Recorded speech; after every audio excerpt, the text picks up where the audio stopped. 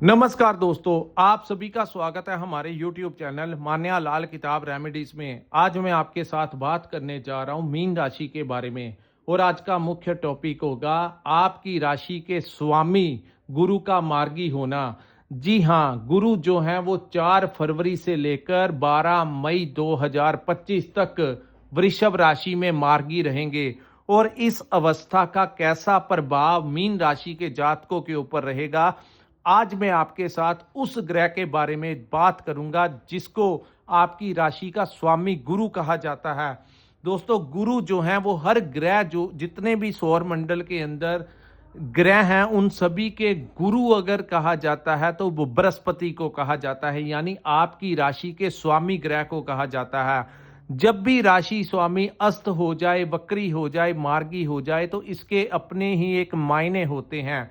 सभी जानते हैं कि मीन राशि के ऊपर इस समय साढ़े सती का प्रभाव जो है वो चल रहा है। प्रथम चरण चल रहा है जो कि 29 मार्च 2025 को जो प्रथम चरण है वो खत्म हो जाएगा। और इस दौरान पिछले 2 वर्षों, सवा 2 वर्षों में आपने देखा होगा आपकी जिंदगी में बहुत सारा संघर्ष आपको देखना पड़ा। कुछ लोगों का चलता हुआ व्यापार बंद हो गया, क्लाइंट्स कम हो गए, कुछ लोगों को अपना व्यापार बदलना पड़ा, कुछ लोगों की नौकरियां छूट गई। तो कहीं ना कहीं एक बहुत बड़ा भ्रम जो था वो आपके दिमाग के ऊपर बन गया और आप, कुछ लोग अपने ट्रैक से भटक गए। और इस दौरान आपने देखा होगा कि पिछले वर्ष आपके दोस्तों मित्रों के साथ भी दूरियां जो थी वो बन गई, चाहे वो धन को लेकर हो, चाहे कहीं ना कोई विवाद जो था वो आपके दोस्तों मित्रों के साथ भी हो गया, क्योंकि उसका मुख्य कारण था कि गुरु जो है वो वक्री अवस्था में आपके थर्ड हाउस में चल रहे हैं। सो दोस्तों, जब भी ग्रह खराब अवस्था में आते हैं या साढ़े सती का प्रभाव होता है, तो इसमें भी ईश्वर कुछ ना कुछ आपका भला करके जाता है। साढ़े सती के दौरान जो लोग एकाग्रता के साथ हिम्मत करके आगे बढ़ते हैं, वो लोग इस कठिनाई के समय को तो क्रॉस कर ही जाते हैं। इस दौरान आपको क्लैरिटी हो जाती है कि कौन आपका दोस्त होता है, कौन आपका मित्र होता है। क्योंकि जब समय अच्छा था तो आपने देखा होगा जो दोस्त नहीं भी थे तो वो भी आपके साथ कोई ना कोई रिश्ता बनाकर रखते थे। लेकिन जैसे ही साढ़े कष्ट संघर्ष का समय आया, एक एक करके सभी का चेहरा जो था वो बेनकाब हो गया। दोस्त भी आपके, जिनको आप कल तक अपना दोस्त कहते थे, उन्होंने भी आपका साथ छोड़ दिया। उसका मुख्य कारण था कि गुरु भी वक्री अवस्था में आए हुए थे। लेकिन अब परिस्थितियां जो होंगी वो पहले से बहुत ज्यादा पॉजिटिव हो जाएंगी। दोस्तों, राशि स्वामी गुरु जो हैं वो आपके थर्ड हाउस में गोचर कर रहे हैं और अक्टूबर 2024 को वो यहां पर वक्री अवस्था में आ गए, जिसके कारण दोस्तों मित्रों के साथ कुछ ना कुछ दूरियां बन गई, विवाद की स्थितियां बन गई। लेकिन अब गुरु जो हैं वो मार्गी होने से, सबसे पहले थर्ड हाउस की बात करें तो थर्ड हाउस जो होता है हमारी एनर्जी का भाव होता है, साहस और पराक्रम का भाव होता है। आज इस वीडियो के जरिए मैं आपको बताऊंगा कि कौन से रास्ते आपके लिए खुलेंगे और किन चीजों से आपको थोड़ा सा बचाव करके चलना होगा।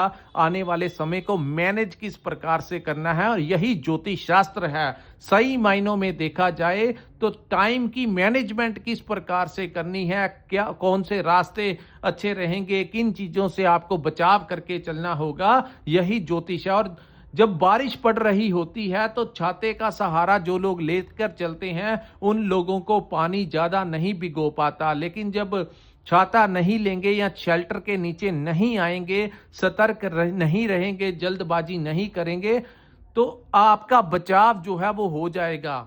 तो आइए जानते हैं दोस्तों, ये जो समय है आपके लिए कैसा रहने वाला है। ये जो सामने मैंने आपके कुंडली बनाई है, ये आपकी चंद्र राशि के अनुसार मीन राशि की कुंडली है। जिनकी जन्म राशि मीन है उनके लिए ये वीडियो बहुत इंपॉर्टेंट होने वाला है। दोस्तों, आपकी राशि के थर्ड हाउस, जिसको साहस का भाव, मित्रों का भाव कहा जाता है, उसमें गुरु जो थे वो वक्री थे, जिसके कारण कहीं ना कहीं साहस में एक कमी आ गई थी। कोई डिसीजन नहीं ले पा रहे थे, हिम्मत जो थी वो टूट रही थी और अपने हर कार्य को पेंडिंग कर रहे थे, क्योंकि आपका राशि स्वामी ही आपका साथ नहीं दे रहा था। तो कहीं ना कहीं एक भ्रम की स्थितियां बनी हुई थी, दोस्तों के साथ तनाव हो चुका था, मनमुटाव हो गया था, दोस्तों मित्रों के साथ दूरियां बन गई थी। लेकिन अब गुरु आपके थर्ड हाउस में मार्गी होने से दोस्तों इस समय आपके साहस और पराक्रम में वृद्धि होगी। यानी जो हिम्मत आप खो चुके थे, जो आगे बढ़ने की जो प्रेरणा,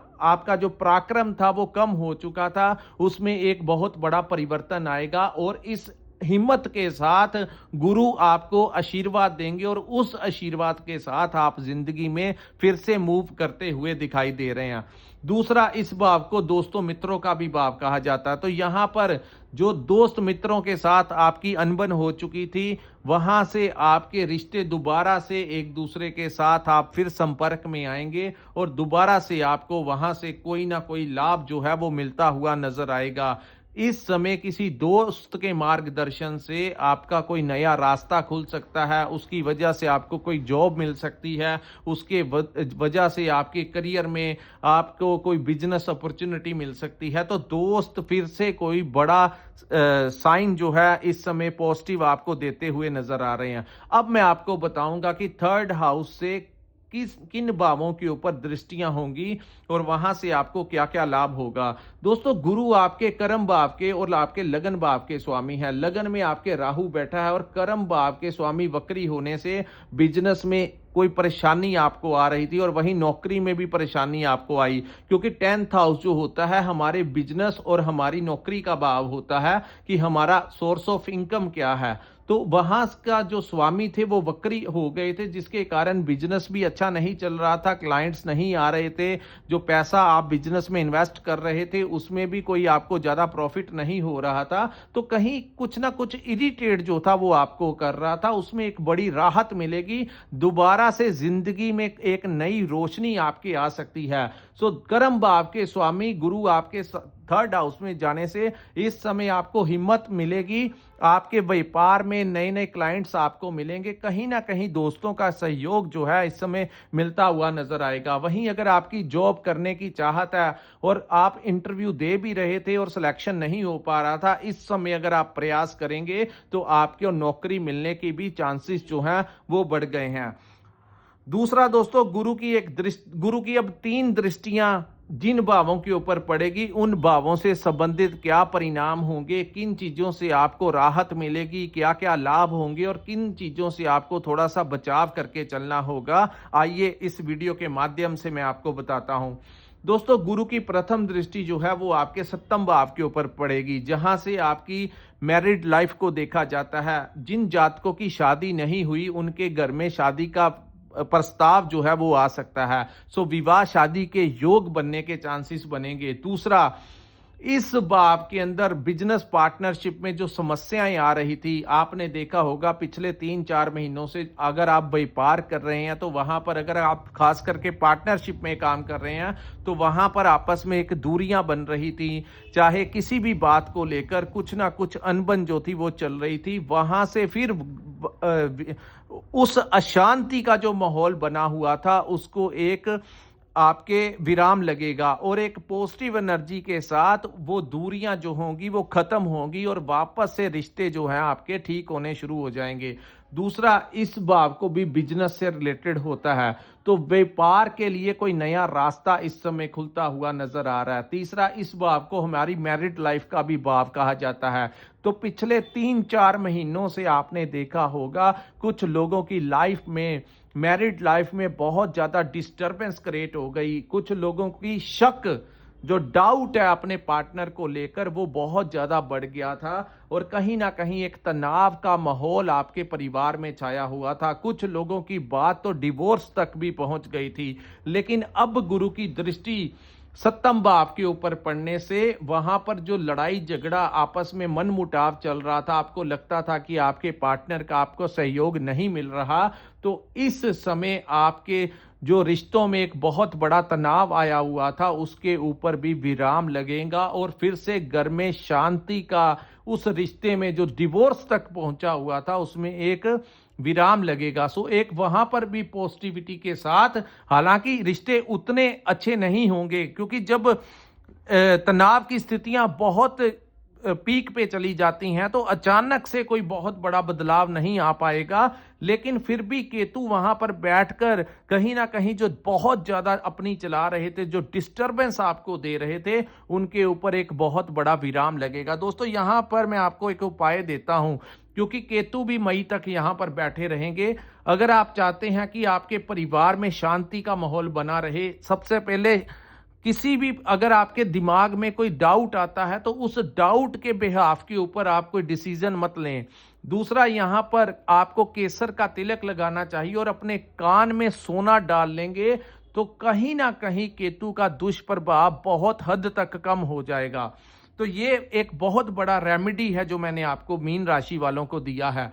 दूसरा, गुरु की दृष्टि जो है, दूसरी दृष्टि जो सप्तम दृष्टि होती है, वो आपके भाग्य के भाव के ऊपर पड़ने से इस समय आपके पिता की अगर हेल्थ में कोई समस्याएं आ रही थी तो वो दूर होंगी। उनके साथ रिलेशन में जो समस्याएं आ रही थी, आपस में मन मुटाव हो गया था, तो वो दूर होगा। इस समय आपको आपके पिता का समर्थन मिलता हुआ नजर आ रहा, आपके पिता की गाइडेंस आपको मिलेगी, आपके पिता आपका बहुत सपोर्ट इस समय करेंगे। दूसरा, इस भाव को हमारे गुरुजनों का भी भाव कहा जाता है, तो किसी आध्यात्मिक गुरु के साथ आपका मिलाप करवा सकते हैं। आपके जो टीचर्स हैं, अगर आप स्टूडेंट हैं तो आपके जो टीचर्स हैं, आपके जो लेक्चरर्स हैं, उनका सपोर्ट आपको मिलेगा। अगर आप कहीं से कोई काम सीखते हैं, अंडर ट्रेनिंग ले रहे हैं, तो वहां पर जो आपको ट्रेनिंग देते हैं वो भी आपके कहीं ना कहीं गुरु ही होते हैं, तो उनसे आपको कोई बड़ा लाभ मिल सकता है, कोई बड़ा आशीर्वाद उनसे प्राप्त हो सकता है।